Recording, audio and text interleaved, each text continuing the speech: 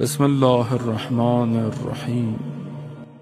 آیت اللہ یعقوبی عارف کہتے ہیں کہ میں سامرا میں جو سرداب ہے جہاں امام غائب ہوئے تھے، غیبت پہ گئے تھے۔ آپ کو پتہ ہے کہ ویسے سارے حرم اہل بیت کے گھر ہیں، امام زمانہ کا گھر کہاں ہے؟ جو اصل گھر ہے۔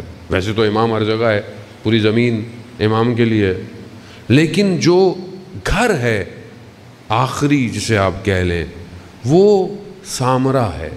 سامرا میں جو حرم ہے وہ امام زمانہ کا گھر ہے۔ امام اسی گھر سے غیبت پہ گئے، اور خدا ہم سب کو وہاں کی زیارت نصیب فرمائے۔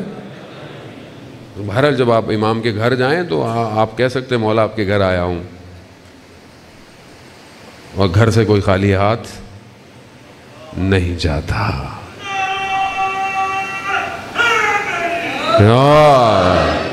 بہرحال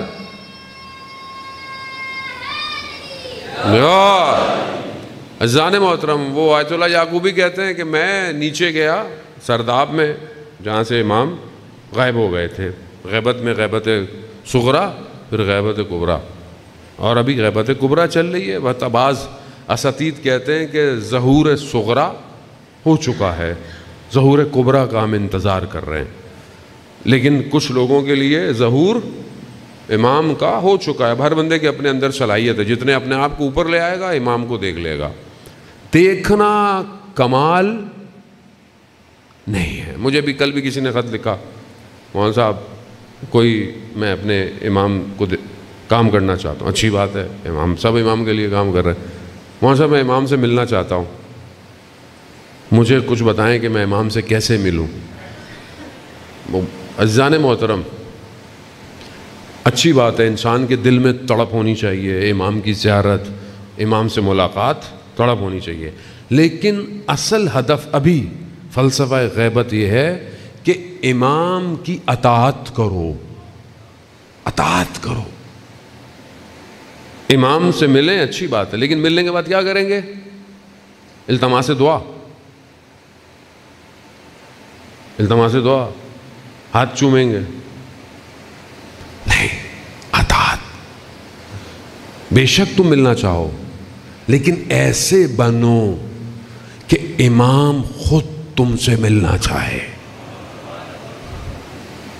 وہ عالم دین جو اصفہان میں اس کے پاس بہرحال اس نے ایک عمل کیا کہ امام زمانہ کہاں ہوں گے، تو اسے جو ہے وہ پیغام دیا گیا کہ فلانے جگہ جاؤ، فلانے دن فلانے بازار میں چلے جاؤ، اور وہاں پہ جو پہلا خریدار آئے گا اس کے ساتھ ساتھ پیچھے پیچھے جانا۔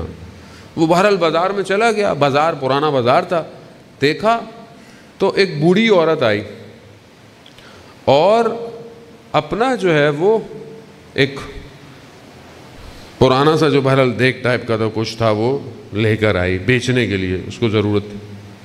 ایک دکان پہ گئی، اس نے اس کی قیمت لگائی اتنی ہے، اس زمانے کی جو بھی کرنسی تھی، کہا 4 دینار یا پتہ نہیں 2.5 دینار۔ دوسری دکان پہ گئی، اس نے بولا، اس نے کہا نہیں مجھے تو 6 دینار چاہیے۔ اس نے بولا نہیں یہ تو بہت زیادہ ہے۔ ایک اور دکان پہ گئی، اس سے پوچھا، اسے کہنے لگی کہ مجھے 6۔ کہا کیوں؟ کہا بہرحال مجھے ضرورت ہے، میرا بچہ بیمار ہے اور مجھے اس کے لیے دوا چیزیں خریدنی ہیں۔ اس نے کہا، اس نے بولا میں تمہارا یہ برتن بہت قیمتی ہے، اس کی قیمت 6 نہیں ہے، اس کی قیمت تو 10 دینار ہے۔ کہا کیا؟ کہا ہاں یہ لو جاؤ۔ وہ شخص جو امام کو ڈھونڈ رہا تھا، جس کو بھیجا گیا، وہ دکان میں، تم اچھے کاروباری آدمی نہیں ہو؟ کہا پورا بازار اسے 2-2.5 دینار میں بیچ رہا ہے، تم نے اس کو 10 میں بیچ دیا۔ کہا تمہیں آتا ہی نہیں ہے سودا کرنا؟ کہا نہیں، تمہیں نہیں پتا سودا کسے کہتے ہیں، میں نے یہ نہیں خریدا، میں نے کچھ اور خریدا ہے۔